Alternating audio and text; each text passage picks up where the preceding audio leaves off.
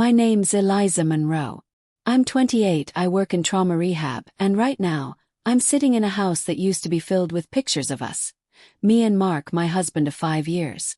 I can still smell his cologne on the closet door. But the bed's cold now. And my chest is even colder. They threw me out the night before my graduation. So I bought a one-way ticket and never looked back. That's what I should have done when Mark texted me, "Don't come home," the day he came back from his tour. But instead, I did what any woman would do when the love of her life turns into a stranger. I tried to understand. Before I dive into this story, I'd love to know where you're watching from today. Drop your location in the comments below, hit that like button, and if you're new here, subscribe to hear more stories about standing up for yourself when it matters most.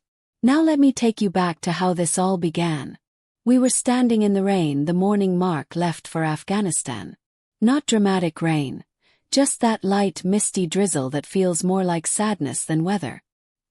He kissed my forehead, pressed something into my palm. It was his Street Christopher pendant, and whispered, "Keep this safe until I'm back." I told him I would. Meant it. I always meant things with Mark. The first few weeks were full of emails and grainy video calls. He looked tired but happy to see me. I talk about my day, show him updates on the house, laugh about my sister's new boyfriend. He'd nod, smile, say he missed me. But over time something shifted. The calls got shorter. He stopped asking questions. And when I'd ask if everything was okay, he'd say he was just tired. Always tired. I told myself it was the stress. Time zone. The mission. I even told myself to stop being needy. But sometimes I'd reread our old texts, back when he called me sunshine and sent poems from base camp, and I'd feel this ache bloom in my chest. Like something was rotting slowly and I didn't know how to name it. I didn't tell anyone, of course. Not my mom. Not my best friend, Rachel. I didn't want to say it out loud because saying it would make it real. So I stayed quiet. I baked banana bread and mailed him care packages with silly notes and little Polaroids. I smiled in all of them, even when I didn't feel like it. Then came the night I couldn't sleep. I opened my laptop and went through our joint Dropbox. We used it to share photos, memories, little life updates. I hadn't looked in weeks. The last upload from him was a blurry shot of a group dinner. He wasn't in it. But there was a woman with her hand on his chair. First I brushed it off. Friend. Medic. Who knows? But then I saw a second photo, this time a mirror selfie. Mark in the background. Her phone in her hand. Her smile wide, knowing. My throat closed up. I didn't know what I was looking at. But I knew what I felt. I shut the laptop and lay in bed, staring at the ceiling. Maybe it meant nothing. Maybe I was spiraling. But the seed of doubt had been planted. And by the time his tour ended 3 weeks later, it had already grown roots. He was supposed to land that Saturday. I was going to pick him up, hold a sign, cry like an idiot in arrivals. Instead, he landed on a Thursday. Quietly. Alone. And the only thing I received was a text that buzzed into my phone as I was prepping dinner. "Don't come home." My hands froze over the cutting board. I read it 3 times. My chest started to burn. Then came the follow-up. Nothing. No call. No explanation. Just that single message. And silence. Called. Straight to voicemail. Called again. Nothing. That night, I sat on the porch, pendant in hand, wondering if the man I had just waited 6 months for had decided I no longer existed. I wanted to believe it was a joke. Mix-up. But deep down I knew. Something was over. I just didn't know what part of me would survive it. I didn't sleep that night. I sat in the corner of our living room with all the lights off, just holding his text like it was some kind of riddle I could solve if I stared hard enough. Every few hours I'd try calling again. Nothing. Around 3 a.m., I even called his mother. She hadn't heard from him either. Said she thought he was still in transit. I didn't tell her about the text. By morning I was pacing. I had packed a small bag, half expecting him to call and say it was a misunderstanding, that he had sent it to the wrong person, that he meant something else entirely. But that call never came. Just more silence. So I did the only thing I could think to do. I drove home. God, that word hits different now. The drive was only 4 hours, but it felt endless. My fingers were clenched so tightly around the steering wheel they ached. Every billboard, every song on the radio, every rest stop I passed reminded me of him, of us, of who we used to be before the distance swallowed our marriage. When I pulled into the driveway, everything looked the same. The little fern I planted in spring was thriving. The porch light was still on. His truck was missing, but I assumed he was just out. I walked up the front steps and reached for my keys. The lock didn't turn. Paused, tried again. Same result. At first I thought maybe I had grabbed the wrong set. I emptied my purse on the porch, frantically checking, even testing the spare I kept in the lining. None of them worked. My keys didn't work. That was when my stomach dropped. I knocked, lightly at first, then harder. Nothing. I called his name through the door, not shouting, just enough that he'd hear if he was home. Still nothing. Eventually I sat down on the front step. Minutes passed. Then an hour. Then 2. The sun dipped low. The air got colder. I still hadn't moved. That porch had been our place. We'd drink wine there during storms, argue quietly after family dinners, make up under that same flickering light. And now it wasn't mine anymore. I heard a door creak open across the street. Mrs. Lane, our neighbor. She stood on her porch, eyes scanning me with a frown, like she was debating whether or not to come over. I didn't. Something inside me cracked then. Not dramatically, not like in the movies. Just this quiet, painful realization. I didn't have a key to my own life anymore. When night fully fell, I curled up in the driver's seat of my car, locked the doors, tucked a sweater under my head. I didn't even cry. I just felt hollow. Like someone had taken all the air out of me and left me in a glass box to watch my life from the outside. Around 5 a.m., a knock on my window startled me awake. I jumped, heart racing. It wasn't Mark. It was a man in a navy blue suit with kind eyes and a leather briefcase. He crouched down so we were eye level and said my name gently, like he already knew it would hurt me. Eliza Monroe. I nodded slowly, heart pounding. My name is Charles Lambert. I'm Mark's attorney. His attorney. That phrase rang in my ears like church bells at a funeral. I couldn't process it. Mark had an attorney. I know this is unexpected, Charles continued, holding up his hands like I might bolt, but I was asked to give you some documents. He reached into his briefcase and handed me a sealed envelope with my name on it. My hands trembled as I took it. He's filed for separation, Charles said softly. And blinked. I stared at him. I think I asked him to repeat himself. But he didn't. Instead, he looked over his shoulder, back toward the house. And then he said something that completely derailed every thought I was trying to hold together. But I think he made a mistake. And I need to talk to you about that. I just stared at him. Because in that moment, I realized this wasn't just about a failing marriage. Something deeper was unraveling beneath the surface. Something I wasn't supposed to know. Not yet. And the man standing in front of me, his lawyer, looked like he wanted to tell me everything. I didn't say anything. Just opened the door and stepped out slowly, like the ground might fall apart if I moved too fast. Charles stood up and took a careful step back, giving me space. He looked like he wanted to say more, but didn't want to push. I finally asked, why would his lawyer want to talk to me? Charles's mouth twitched, almost like he didn't want to answer but couldn't lie either. Because I think he's scared, he said. And because I believe you deserve the truth, Eliza. That was the first time in this whole mess someone had used my name like it mattered. Like I mattered. We sat in my car. I didn't invite him in, even if I'd still called that house mine in my head. I wasn't ready for that. He offered to buy me coffee or breakfast. I shook my head. My mouth was dry, my body cold. All I could do was clutch the envelope with trembling fingers. I shouldn't be doing this, Charles admitted, glancing at the door of the house like someone might be watching. But I've been representing Mark for 3 years. I saw him go from someone deeply in love to this. And I don't like where this is headed.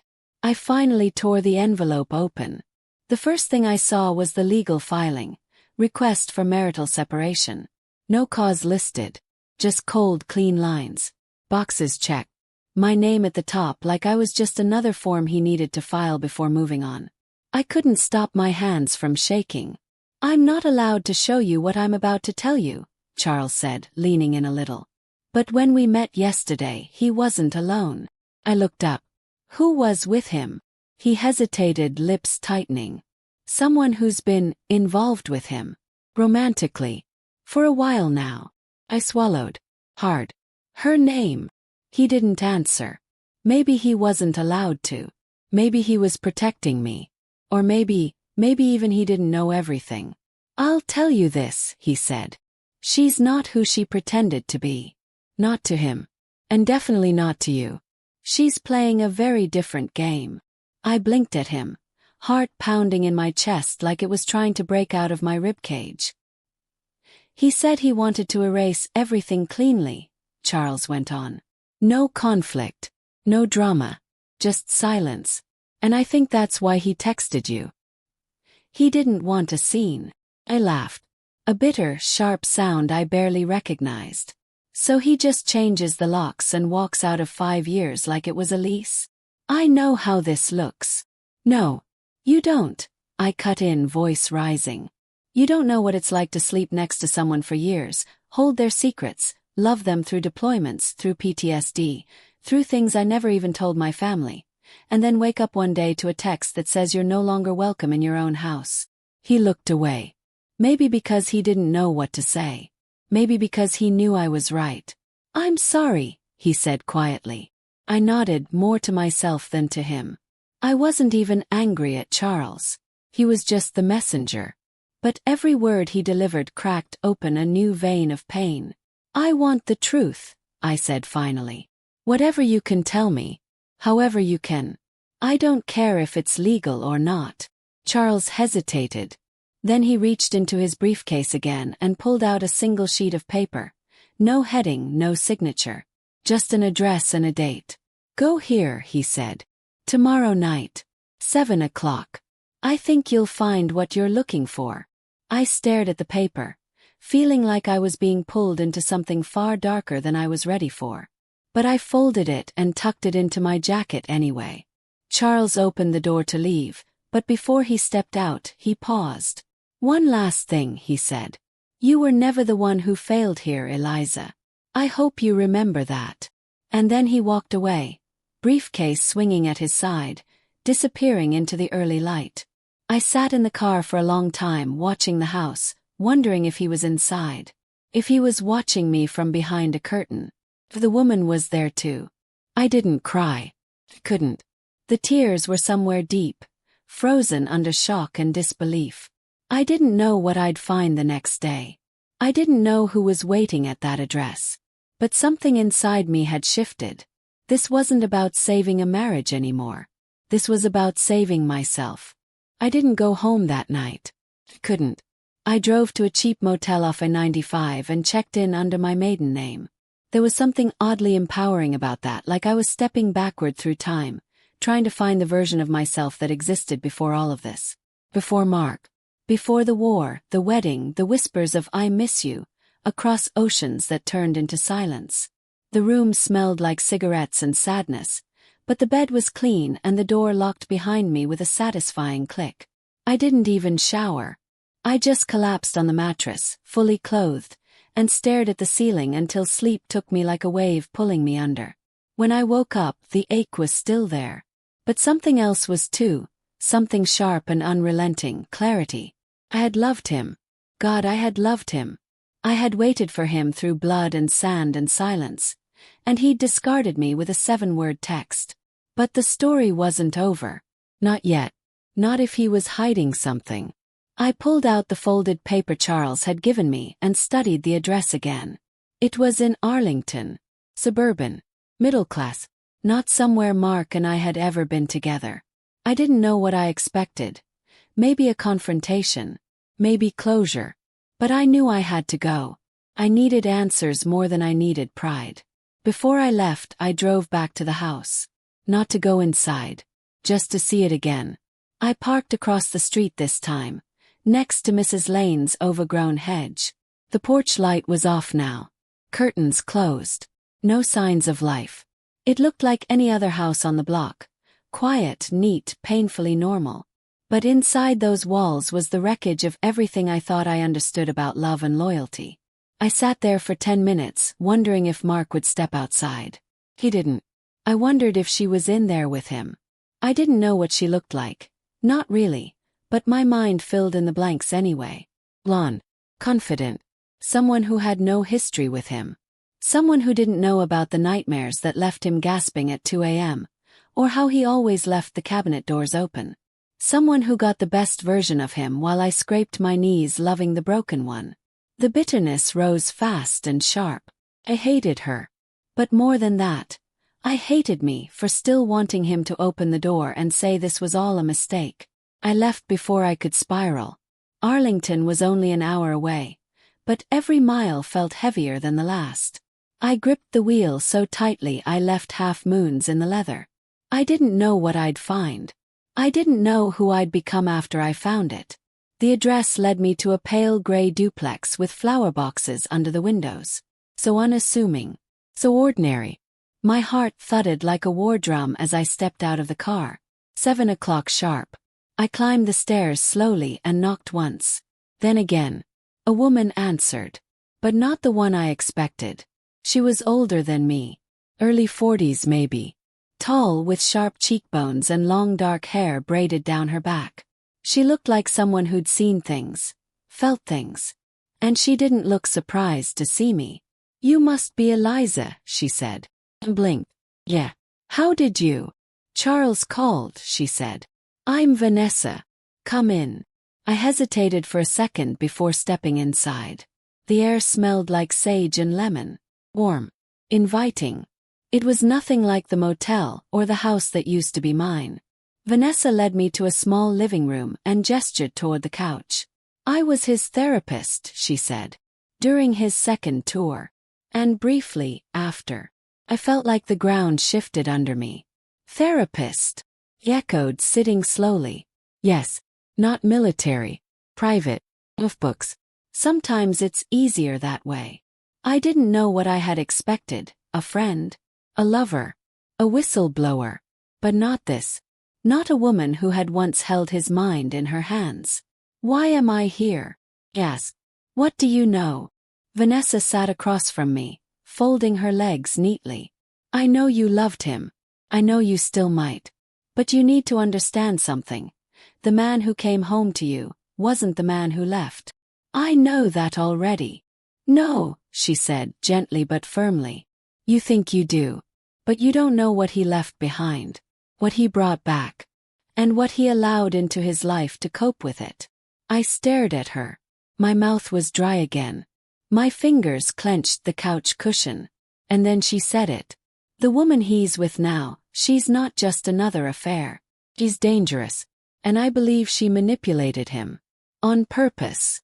I felt my stomach twist into something sick and heavy. "What do you mean, dangerous?" Vanessa leaned in. "I mean she has done this before. And I think she targeted him." I felt the blood drain from my face. My ears rang like someone had pulled the world underwater. "Targeted him?" I repeated, my voice barely a whisper. "Like what she planned this?" Vanessa nodded solemnly. "I've only seen it a few times in my career, but yes. There are people, men and women, who prey on individuals in crisis. Soldiers especially. They know what signs to look for. Loneliness, disconnection, emotional disorientation. And Mark was ripe for it." I leaned forward, elbows on my knees, trying to catch my breath. "Why are you telling me this? Why now?" She didn't answer right away. Instead, she stood and walked to a small drawer in a desk by the window. She pulled out a folder and returned, handing it to me like it weighed something more than paper. Opened it. Inside were printouts, emails, message threads, even a few photos. The first was of Mark, standing outside a bar in Dubai, a woman tucked under his arm. She had auburn hair, a tattoo of a swallow on her collarbone, and a smile that looked like it knew every secret in the room. That's her, Vanessa said. Her name is Ava Quinn. Not her real name, by the way. She's used at least 3 aliases that I could track. Every single time, she attaches herself to someone vulnerable. Military mostly. Always officers. Always married. I sifted through more pages. One was a screenshot of a private forum. Someone had posted a warning about a red-haired American woman with a fake name, bouncing between military hubs, ruining lives. Another had flagged her for identity theft. I saw the names of 2 other men she had been connected to. One had lost his marriage. The other had lost custody of his daughter. She feeds off their unraveling, Vanessa said. She plays the savior. She makes them feel chosen. But what she's really doing is isolating them, cutting off their wives, their families, their grounding. And when she's done, she disappears. Always. I was shaking now. Not just my hands, my whole body. So why hasn't she been caught? She's smart. And careful. She doesn't leave a trace. She changes her name, leaves before there's legal trouble, and reinvents herself somewhere new. And when the men come out the other side, they're too ashamed to speak. They think it was their fault. That they were the ones who cheated, the ones who broke things. But they did cheat, I said quietly, bitterness curling in my throat. Vanessa gave a sad nod. Yes. But they weren't in their right minds. It doesn't excuse what they did, but it does explain why it happened. They were broken. She offered healing. And they believed her. I looked down at the woman's face again. That same smug smile in every photo. I wondered if she knew what she was doing. She enjoyed it. If she had smiled like that when she first touched Mark's hand. When she first called him baby. When she first asked about me. She talked to you, didn't she? Asked suddenly. You met her. Vanessa nodded. Once. She came with him to a session. Pretended to be just a friend. She was polite. Sweet even. But cold underneath. She watched me the whole time. Like she was memorizing my weaknesses. She knew exactly what she was doing. I could feel it. I swallowed hard. I felt like I was in a dream I couldn't wake up from. None of this felt real. My husband, my Mark, was being controlled by someone like this? And worse, he'd let her. Why didn't he tell me? I whispered. Vanessa sighed. Because he thinks he chose her. And maybe part of him did. But the rest of him, the scared, unraveling, war-torn part, was just trying to survive. He wasn't thinking straight. And now he's in too deep. I stared down at the folder. My throat burned. My hands ached from clutching it too tight. He's not a monster, Eliza, she added gently. But he's not the man you married anymore. And I think he knows that. So what do I do? Asked. How do I fight her? Vanessa looked at me carefully. You don't. Not yet. You gather. You learn. You arm yourself with truth. Because if you confront her now, she'll disappear. And take every ounce of evidence with her. And Mark. He'll follow her like a dog on a leash. I nodded, the fire building in my gut now. The sadness was still there, but something else had joined it. Rage. Resolve. The feeling of a woman who had been blindsided, and was done playing the fool. Then I'll find everything, I said, voice low. Everything she took from him. From me. Vanessa leaned back, nodding with a small smile. Good. Because you're not the first wife she's tried to erase. But you might just be the first one to fight back. I left Vanessa's house with the folder clutched like a lifeline against my chest. The sky was already dark, and the air held that sticky stillness of an East Coast summer night. I didn't go back to the motel. I just drove. Nowhere in particular. I needed the motion, the white noise of tires humming over asphalt, to drown out the storm spinning in my head. Ava Quinn, if that was even her name. This faceless woman had been living in the shadows of my marriage for months. Stealing the version of Mark I used to wake up next to. Whispering things in his ear that I would never get to unhear, because they weren't said to me. And now that I had a name, I had a direction. Back at the motel, I spread out the contents of Vanessa's folder like puzzle pieces across the bed. Photos. Printouts, forum posts, mentions of Ava using different last names. Keller, Vance, Ridley. 3 cities in 6 months. 1 arrest that had been dismissed. A complaint about financial fraud in Tampa, never pursued. A deleted Facebook account. And then one very strange detail. She'd once been listed as a counselor at a military spouse support group in North Carolina. I froze when I read that. She pretended to be one of us. The cruelty of it stung deep in my bones. How many women had she smiled at while secretly sleeping with their husbands? How many photos had she taken at barbecues and base parties? All while plotting her next move. My stomach turned, but my mind was crystal clear. If she had a pattern, I could find it. If she had a weakness, I would break it wide open. I started digging. I stayed up all night searching every platform I could. I cross-referenced her aliases with LinkedIn profiles, old Reddit threads, and even obituaries. Around 3:14 a.m. I hit something. A blurry image posted by a military spouse on a closed Facebook group. Someone warning others about a woman who got close real fast, then vanished. The comments were limited, but one name stood out. Ava. A first-time poster said she thought Ava had been messing around with a sergeant named McClellan in San Diego. My pulse quickened. That was near where Mark had a training retreat 6 months before he deployed. I wrote down the name and kept digging. By sunrise, I had 4 new names of men she'd been linked to and 2 rumored locations. I created a spreadsheet, color-coded. I was beyond sleep at that point, running purely on adrenaline and quiet fury. At 8 a.m. I called Rachel, my best friend, my ride or die. The one person I'd kept in the dark because I was too ashamed to say it all out loud. But now, I needed her. She answered groggily. Eliza. It's like, wait, what time is it? Are you okay? No, I said. My voice cracked on the second syllable. I need you. I need help. She didn't hesitate. Where are you? I gave her the motel name and room number. She was there within 90 minutes, hair still wet from the shower, a giant coffee in one hand, and her eyes wide with concern. I opened the door and collapsed into her arms the second she stepped inside. I should have told you, I whispered against her shoulder. But I didn't want to sound crazy. Rachel pulled back and cupped my face. You could tell me the sky was bleeding and I'd believe you. Just tell me what's going on. So I did. Everything. From the moment I got that text to standing outside our house to the lawyer's visit and the truth bomb from Vanessa. I showed her the folder. Names. Pictures. The spreadsheet. And the plan slowly taking shape in my head. Rachel sat back, shaking her head in disbelief. Jesus, Eliza. This is a movie. No, I said quietly. This is my life. And I'm done watching it burn. She grabbed my hand and squeezed it. What do you need me to do? I looked her in the eye. Help me find her. Help me expose her.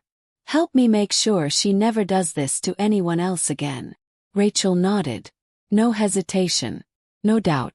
Just unwavering loyalty. I'm in. And just like that, I wasn't alone anymore. The next few days were a blur of digital trails, phone calls, and one impromptu trip to the DMV to verify an old address tied to one of Ava's aliases. Every piece we found only made me more certain. This wasn't just about betrayal. This was about predation. She hunted men at their lowest, and left their families in ruins. And somewhere out there she was still smiling. Still winning. Not for long. 'Cause I had a voice now. I had proof. And I wasn't scared of her anymore. I didn't care if Mark ever came back. I didn't care if he begged or groveled or apologized. This wasn't about him anymore. This was about me. I never thought I'd become the kind of woman who stalked another woman online. But then again, I never thought I'd be erased from my own marriage like I was a typo in someone else's love story. Her face haunted me. Not just because she was beautiful in that carefully disheveled, Instagram-filtered way, but because there was something behind her eyes, something cold, calculating. Every photo I found of her, even the ones that were supposed to look casual, had this eerie stillness to them. Like she knew she was being watched and she liked it. Rachel and I built a digital war room. My motel room looked like something out of a true crime docuseries. Papers pinned to the walls, strings of red yarn metaphorically connecting timelines and cities. We tracked Ava through usernames, watermarked images, metadata buried in uploaded photos. She was good at disappearing, but we were getting better at finding her. One night, Rachel and I sat side by side on the bed, our laptops casting blue light on our tired faces. She clicked into an old blog, defunct, barely active, buried deep in Google's memory. But it had Ava's voice all over it. The writing was subtle, manipulative, about freedom and reinvention, about not letting people hold you hostage with their expectations. She never mentioned names, but the tone was unmistakable. "Read this," Rachel said, scrolling to a post titled "The Wives Will Never Understand." I scanned it. My stomach turned. They marry the uniform, not the man. I've seen it 100 times. They cling to duty, to routine, to the fantasy of being the strong one left behind. But they don't see how lonely he is. They don't see how he aches. They don't touch him the way I do. I stopped reading. It wasn't just sick. It was targeted. Like she wasn't writing to the world. She was writing to me. I sat back against the wall, the weight of everything pressing on my chest. "She's been doing this a long time." Rachel nodded. "And she's not just wrecking homes. She's writing manifestos about it." We stared at each other in silence. The room buzzed with tension. "Do you think Mark read this?" I asked quietly. "I don't know," she said. "But if he did, maybe it felt like someone finally understood him. Or maybe she made him feel like no one else ever would." Beat passed. "I could have understood him," I whispered. "If he let me." My throat burned. The truth hit harder than I expected. It wasn't just that he betrayed me. It was that he never gave me the chance to fight for us. He didn't ask. He didn't trust me with the messy parts. He handed them to her instead. The next day I took a risk. Called his phone. Rang twice. Then 3 times. And then he answered. My heart stopped. "Eliza," he said, his voice hesitant, like he didn't expect me to be real. I swallowed the lump in my throat. "Hi, Mark." A long silence. "I wasn't expecting to hear from you," he finally said. He sounded tired. Off balance. Not angry. Just hollow. "I know," I said. "You didn't exactly leave the door open." He sighed. "It wasn't supposed to happen like that." "Then why did it?" More silence. I could hear something in the background. TV. A soft laugh. A woman's voice. "I messed up," he said finally. "That's one way to put it. I was going to talk to you in person. I couldn't face you. I wanted to scream. I wanted to throw the phone. But I didn't. Instead I said, does she know about me now? Does she know you're talking to me?" "She doesn't control who I talk to," he snapped a little too quickly. "Oh, but she does, Mark. She controlled you so well you changed the locks on your wife and didn't even bother to leave a note." He didn't reply. I let the silence hang, then spoke softer. "Do you even know who she is?" His voice broke a little. "She's not who I thought." Closed my eyes. I didn't want to feel bad for him. I really didn't. But part of me still remembered the man who used to crawl into bed after nightmares and hold me like I was the only thing tethering him to this earth. "She's done this before," I said. "To other men. To other families." "I know," he whispered. "I didn't ask how. I didn't need to." "She said you were controlling," he added suddenly. "That you were emotionally cold. That you never let me breathe." I laughed. Bitter and sharp. "I spent 5 years breathing for you when you couldn't even come up for air, Mark. I carried us." "I know," he said again. This time quieter. And then, almost like a confession, "I'm sorry." I waited for the usual feeling. The wave of relief. The warmth that used to come with his apologies. But it didn't come. Because something inside me had changed. And I didn't want sorry anymore. I wanted my damn life back. I didn't cry after he hung up. I just sat there, the phone still warm in my hand, and let the silence coat the room like ash. It was the first time I'd heard his voice since the text. And for all the pain, all the betrayal, all the nights I had begged the universe to let me talk to him again, it wasn't satisfying. It wasn't healing. It was hollow. Because hearing the truth from someone who chose to lie isn't closure. It's just another wound that bleeds quieter. Rachel returned with food an hour later. I hadn't told her about the call yet, and I didn't plan to. Not until I could say it without shaking. We sat on the bed, eating fries from a shared basket, watching old reality TV with the volume low. And for a moment it felt almost normal. Two best friends hiding out from the world, eating junk and laughing in disbelief at people fighting over hot tubs and roses. But I couldn't laugh. Not really. Rachel finally said it. "You okay?" I nodded automatically, then shook my head. She waited. "I talked to him," I whispered. Her eyes widened. "Mark." "Yeah." She didn't jump in. She just waited again. I told her everything, what he said, how he sounded, the apology. How he knew who Ava really was now, but still sounded so lost. Like a kid caught shoplifting who didn't even understand what he stole. Rachel didn't say, "I told you so." She didn't judge. She just reached over, took my hand, and said the most powerful thing anyone had said to me since this all started. "You don't owe him forgiveness just because he finally opened his eyes." That stuck with me. Because even though every part of me wanted to fix things to make sense of the mess, I had to face it. Some things stay broken. And sometimes the damage isn't just in the lies. It's in the choice to believe them over the person who loved you most. The next morning I woke up with a mission. I wasn't going to be the grieving wife anymore. I was going to be the woman who exposed Ava Quinn. I posted anonymously in every military spouse group I could find, asking if anyone had heard of a woman matching Ava's description.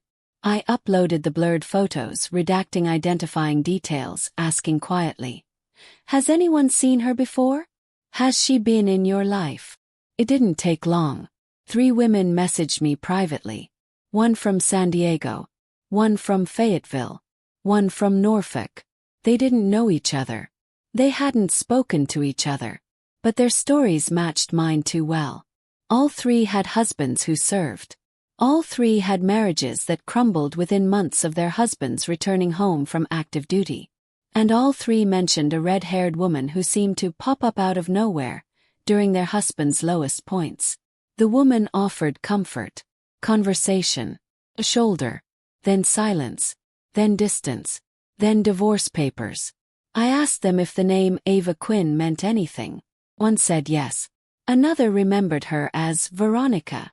The third had blocked the woman after finding an inappropriate message on her husband's phone, but she remembered the swallow tattoo. It was her.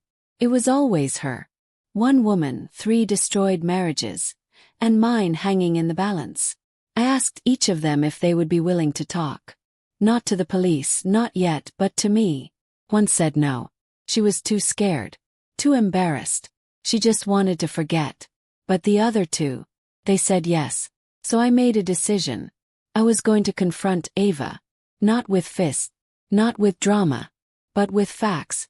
With the women she thought she could silence. With the stories she thought would stay buried. I had Rachel call Vanessa. We asked if she had an address. Vanessa said no, but she had something better. Meeting. Apparently Ava, bold as she was, had agreed to attend a couples counseling session with Mark again, likely to manipulate the narrative. Vanessa, of course, had seen this tactic before. "She thinks she can control the conversation," Vanessa told me over speakerphone. "But if you want to be there, Eliza, I'll make room." I stared at Rachel. He stared back. "I want it," I said. "I want her to see me. To see that I'm not afraid anymore." Rachel smiled slowly. "Then let's burn this shit down." The session was set for 3 days later. And for the first time since this all began, I felt something close to hope. Not for Mark. For me. Because I wasn't coming for revenge. I was coming for the truth. The morning of the session, I dressed like armor mattered. I didn't want to be pretty. I wanted to be unforgettable. I wore black, sharp lines, clean shoulders, hair pulled back tight. No jewelry. No softness. The woman I saw in the mirror wasn't the one who had begged through a locked door or stared at her phone waiting for a call that never came. She was steel. She was fury shaped into silence. Rachel offered to drive, and I let her. My hands were shaking too much to trust a steering wheel. We didn't talk much on the way. Just music humming low, windows cracked, summer wind sneaking in like it had something to prove. When we pulled up to the counseling office, Vanessa was already outside, clipboard in hand, eyes sharp and unreadable. She didn't smile when she saw me. She nodded. Like a soldier nodding to another just before battle. "They're in room 3, she said. "You'll go in second. Let her speak first." "Why?" I asked. "Because people like Ava build stories with silence. Let her dig her own hole before you speak." I nodded, throat tight. "Okay." Rachel gave my hand one last squeeze, her nails biting into my skin in the best way. "You've got this," she whispered. "She doesn't own your story.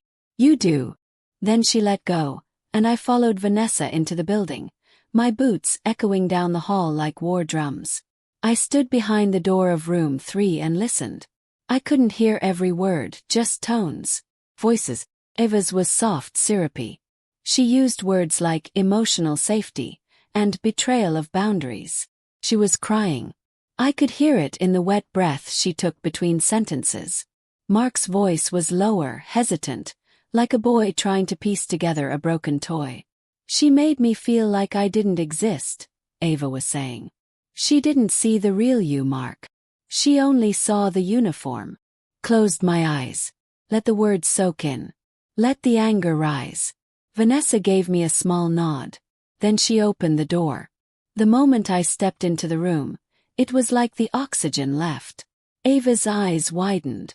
For the first time her mask cracked. Mark stood immediately, his mouth parting like he might say my name, but he didn't. I walked in slowly, sat in the chair across from them. Vanessa spoke, calm and measured. "Eliza asked to attend today's session. As Mark's wife, I felt it was important that her voice be included." Ava blinked, then turned to Mark like she was waiting for him to tell me to leave. He didn't. So she turned her attention to me instead. "Eliza," she said softly, "I didn't know you'd be here." Her voice made me want to scream, but I smiled. "You didn't know a lot of things about me, Ava. But here I am." She shifted, trying to regain control. "I never meant to hurt you." That was the script, the standard line, the exit strategy. "I don't think you care whether you hurt anyone," I replied. "I think you care about winning. And for a while you thought you had." Mark looked between us, his expression unreadable. Continued slower now. "Do you want to tell him, or should I?" Ava's eyes flickered. I pulled out my phone and slid it across the table toward Vanessa. 3 women. 3 stories. Different states. Same woman. Different names. Same swallow tattoo. Mark blinked. "What are you talking about?" Vanessa opened the phone, scrolled through the screenshots. Ava went pale. I leaned forward, my voice steady. "She's done this before. She finds men like you. Tired, vulnerable, drifting. And she offers them attention dressed up as love. She whispers things about their wives, about their homes, about how they deserve better. Then she disappears. And she leaves chaos in her wake." Ava stood, sudden and shaking. This is harassment. You have no idea what I've been through." "I know enough," I snapped. "I know your real name isn't Ava Quinn. I know you used aliases. I know you've left destroyed marriages behind like breadcrumbs. And I know you thought I'd stay quiet." She looked to Mark. But he didn't defend her. He didn't move. He was staring at the phone now. At the messages, the timelines, the faces of the other women. "You lied to me," he said, his voice cracking. "You told me she was manipulative. That she shut me out. That she—" "I protected you," Ava hissed. "From her. From the version of you that couldn't breathe." "No," I said. "You took advantage of the version of him that was drowning. And instead of pulling him up, you dragged him deeper. She stormed toward the door. But Vanessa blocked it. You leave when I say you leave, she said calmly. Sit down. Eva froze. I stood. Collected my phone. Looked at Mark one last time. I loved you, I told him. Even when you hated yourself. Even when you were gone. Waited. And you handed that love to a woman who makes a sport of ruining people like us. His eyes met mine, tears brimming. I'm sorry, he whispered. He nodded. I know. And I left. It wasn't over. Not because I still loved him. Those parts of me were already turning to ash. But because the mess Ava left behind wasn't just emotional. It was legal. And cruel. 2 days after that session, an envelope arrived. Cold. From a law firm I didn't recognize. Rachel found it before I did. She handed it to me without a word. Her mouth pressed into a hard, flat line. I knew that look. It was the same one she wore when her father passed. Grief without space for reaction. I opened the envelope slowly, my hands already trembling, breath catching in my throat. It was a formal notice of spousal abandonment. From Mark. And attached to it, a motion for preliminary custody rights for a child that didn't exist. My knees buckled. I sat on the floor, the papers spreading across the wood like spilled blood. What the hell is this? I whispered. Rachel sat down beside me, eyes scanning the pages. Her voice was low, controlled. He's filing in Virginia under family law, claiming you willfully disappeared, and that there may be a child from the marriage, potentially in danger. There's no child, shouted. I've never even been pregnant. Rachel's eyes were wide now. That's the point. He's trying to bait you, or scare you, or control the narrative before you can. Made no sense. Unless Ava had told him something. Some lie so twisted it made him think I was hiding something. Or worse. Maybe he knew I wasn't, and this was about reputation. Damage control. Legal leverage. I called Vanessa in a panic, the phone slipping against my sweaty palms. She picked up on the second ring. Eliza. They're saying I abandoned him. That I'm hiding a child. Silence. Then a low breath. They're escalating, she said. It means your confrontation worked. Ava knows she's cornered, so now she's trying to muddy the waters. Paint you as unstable. Disappear your credibility before you can take real action. But this is insane. No, Vanessa interrupted gently. It's calculated. This is what abusers do when they run out of stories. They create new ones. They don't stop lying. They change the lie. Felt sick. The walls felt closer than usual, and my skin was hot with helplessness. Can they actually do this? Legally. Only if you let them. Her voice softened. Eliza, you have every message, every date, every call you placed that he never returned. You have proof you didn't vanish. And you have witnesses now. His game is unraveling, and that scares him. I wanted to scream, cry, to punch something. But I couldn't do anything except curl forward, arms around my knees, trying not to shake myself apart. Rachel rubbed my back in slow, rhythmic circles. You need a lawyer, she said. I can't afford one, I whispered. But Rachel was already pulling out her phone. I have a cousin in Baltimore.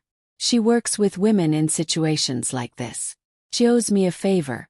I'll call her. The rest of that day was a blur. Phone calls, paperwork, panic.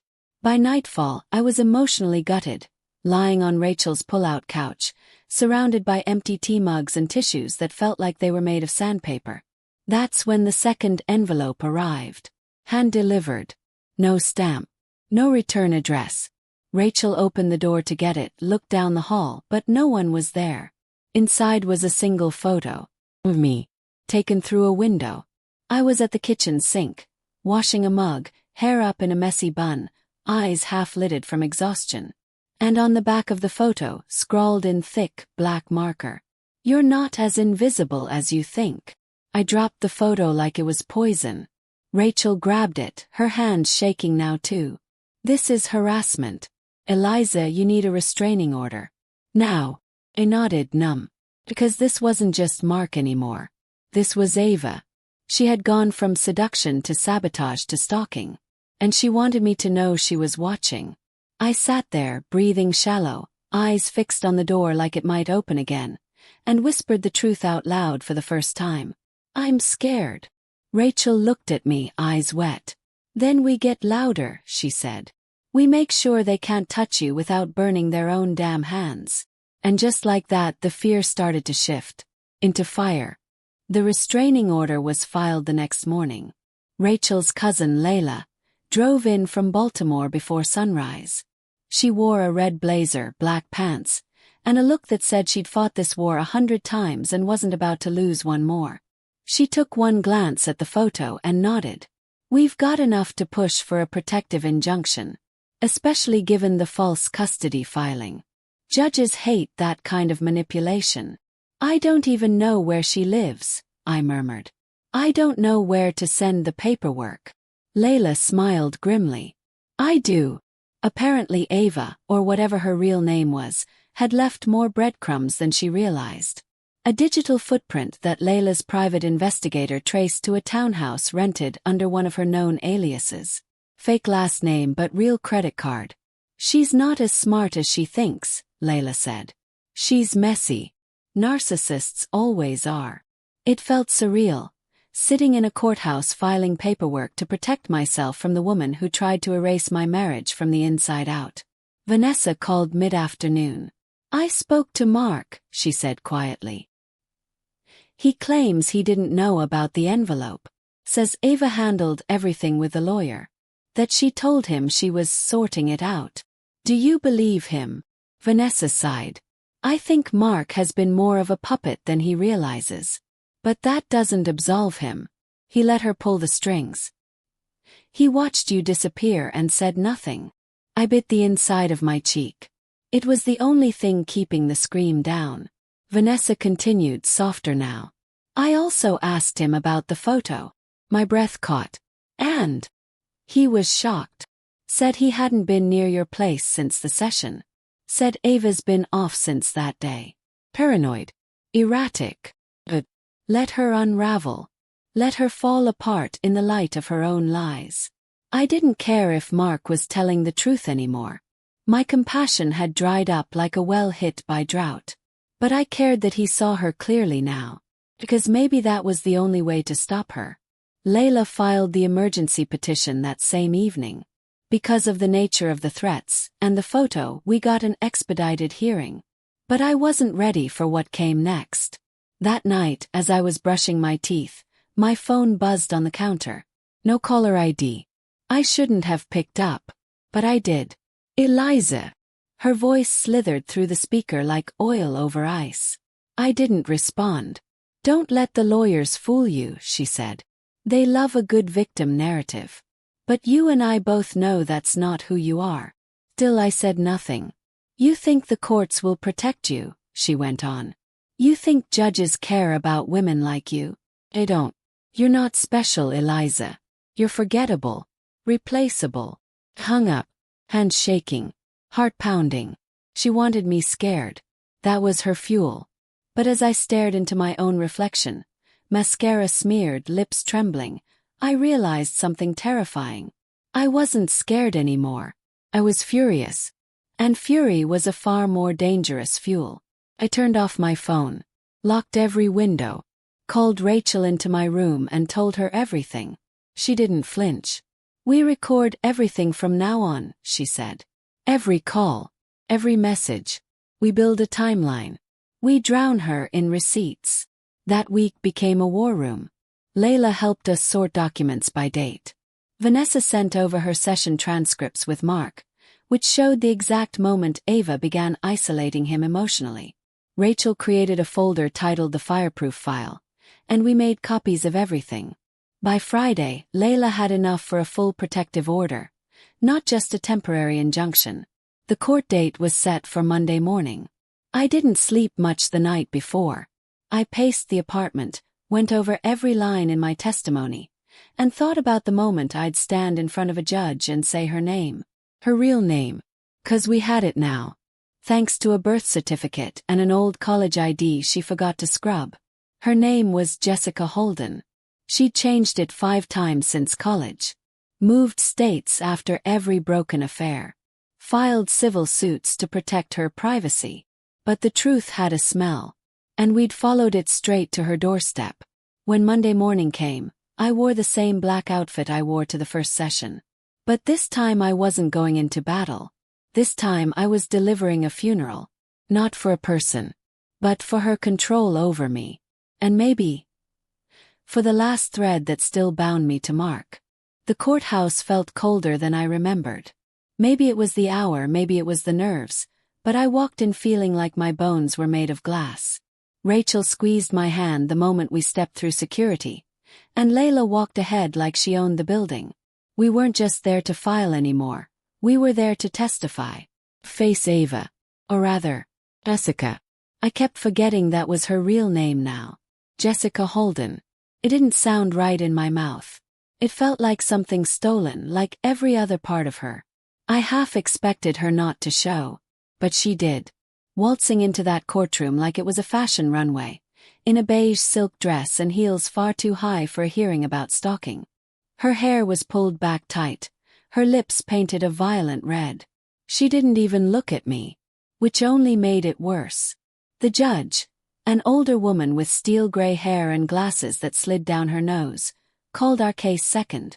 Layla stood next to me while Jessica sat beside a man who looked more like a publicist than a lawyer.